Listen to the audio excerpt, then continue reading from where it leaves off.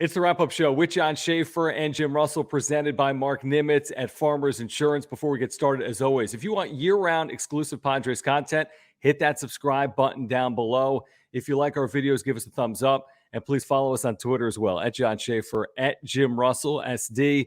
Before we get into it, should Fernando Tatis bypass shoulder surgery or not? I want to tell you a little bit about Mark Nimitz. If you're shopping for auto, home, renters, or life insurance here in San Diego, there's only one place to turn, and that's to a San Diegan. Mark Nimitz at Farmers Insurance. He's got a decade of experience helping people like us find the perfect insurance products. What separates Mark from the competition? It's his customer service and his communication. You can click the link down below in the description. You'll get to Mark's website. Let him help you and your family with your insurance needs.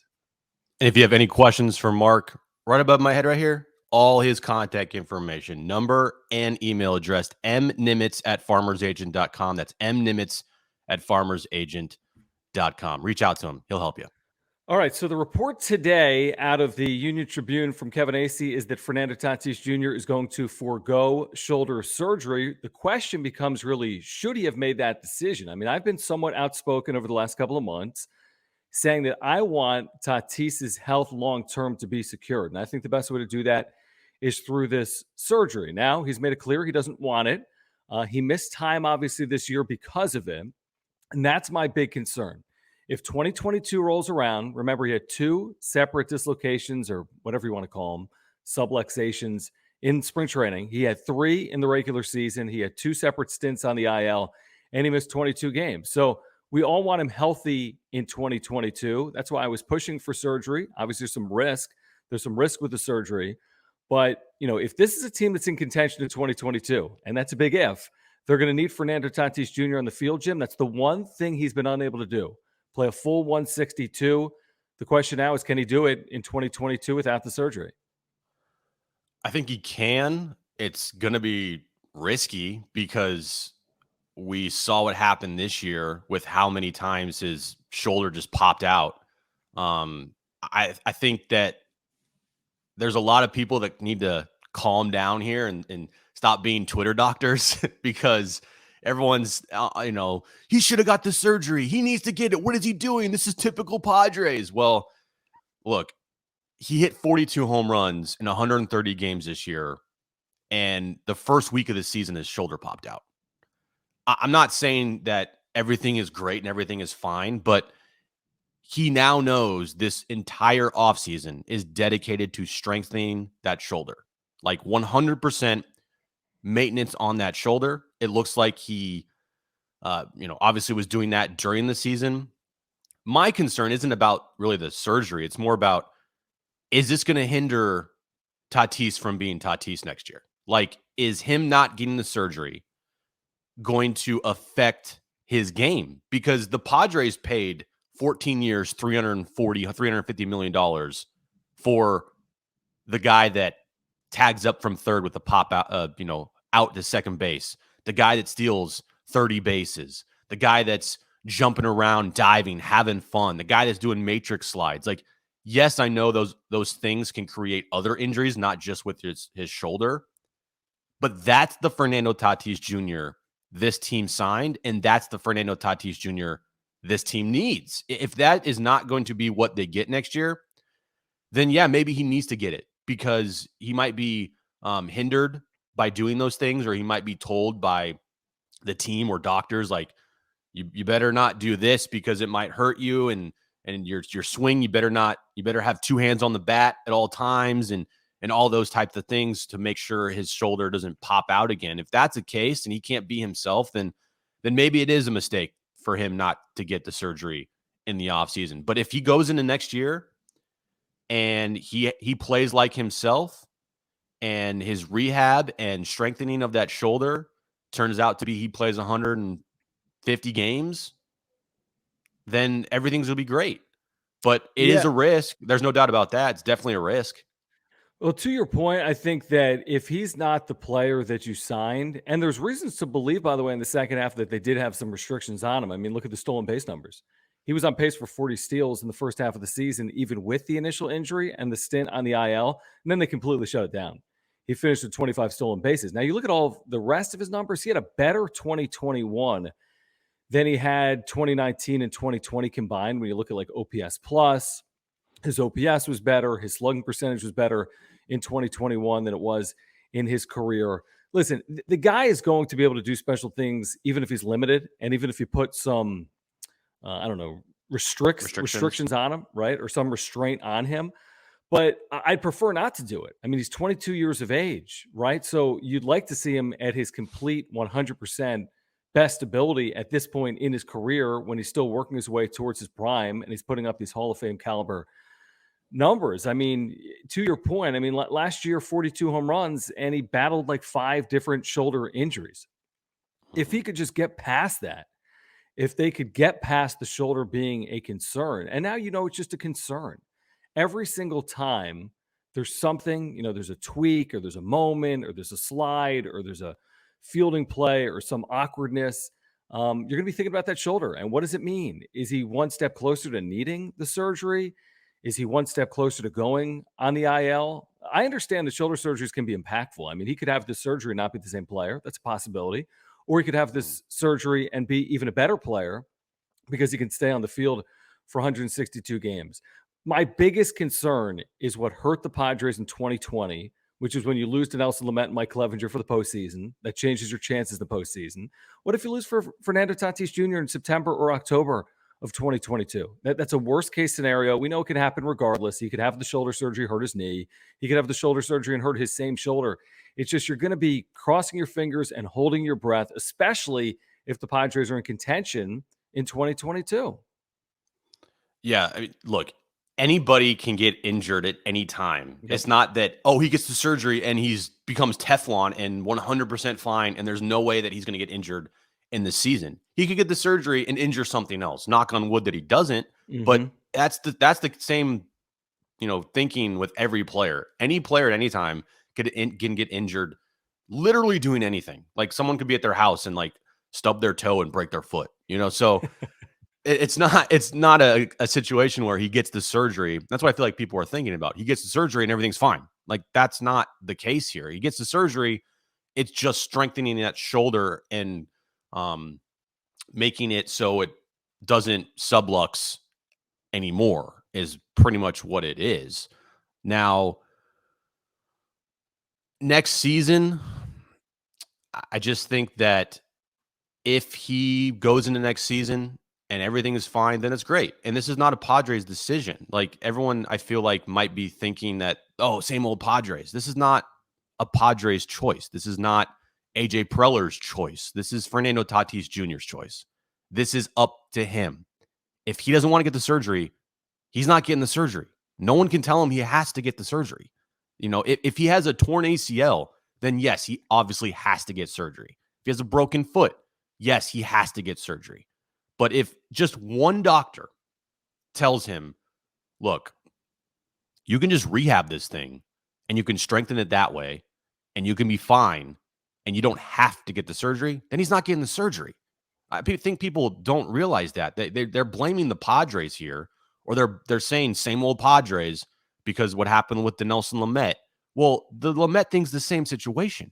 Lamet did not have to get surgery. He chose to not get surgery. It was his choice. He chose to rehab. It's a little different situation because I feel like a pitcher with a bum elbow is a little different than what Fernando Tatis is dealing with. Fernando Tatis dealt with this entire season, and he's still going to finish the top 3 in MVP voting. Dinelson Lamet fell off a cliff. Who knows what's going to happen with him in his future? So just to make sure everybody knows, like, this is not on the Padres here. The Padres can give their opinion. They can give their recommendation. They can give him some doctors to go see. But in the end, this is Tatis's decision and his choice. And he chose not to get it. Well, a couple of things. You're right. It's 100% his choice. We'll see what impact it has on the Padres in his career making this decision right now. And this doesn't rule out, obviously, the possibility of surgery moving forward at some point. I will say this: the injuries, the problem with me is that the injuries that he suffered a year ago were on like on basic baseball plays, Right. swinging, fielding, right, eluding. Like these weren't collision plays. These weren't, hit by pitches. These weren't some type of altercation. Things can happen, obviously.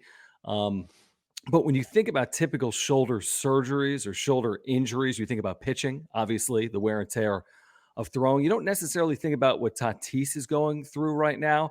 Now, I don't think he was any worse for it, clearly, to our collective point at the plate. I mean, it's very difficult to put up better numbers than Tatis had. It's more a concern of how much time is he going to miss moving forward as a result of this shoulder. I still think he's going to be a great player regardless. Now, do I think he's stealing 40 bases next year? Yeah, probably not. I think they'll limit to some extent how he runs. We'll see if that's accurate or not. Now, do I think he's hitting 40 home runs next year? Yeah, absolutely. If he's healthy, I think he hits 40 home runs. The only real question for me is how long is he on the field? Is he playing 120 games or is he playing 155 games? And if a lot of that goes back to his shoulder, shoot, if he has even one stint on the IL because of his shoulder in 2022, you know where the conversation is going. Why didn't he have the Right. surgery? And Exactly. even if it's only 10 games, now what if it's more than that? If it's more than that, it's a massive storyline and focus for the Padres 2022 season. It's like they already have so many question marks, Jim. Mhm. This has just created an additional one heading into 2022. And it might be fine. He might play 155 and hit 55 home runs, or he might not. So we don't know the answer to it. And because of that, to me, it's a question mark. Now, it would have been a question mark either way. The surgery would have created questions. Would he have been back April 1st? If not, when? What would he look like when he returned? So I guess it's a question mark either way. I just feel like this is more of a long-term question mark, knowing that this is still looming or out there and it hasn't been dealt with. Yeah, that's the problem is how is this going to affect him long term? We're always focused on next season. Well, the Padres signed up for 14 years. Mm-hmm. So they got to worry about next year and the following 14 seasons of Fernando Tatis Jr. and his health. Now, I think the DH next year, if it's implemented, which I think we all hope and believe that it will be, that could also help as well. I know he wants to be a shortstop desperately, and he's stated multiple times he is playing shortstop. I believe that he will play shortstop, and I want him to play shortstop. But 150 games at shortstop, that's tough.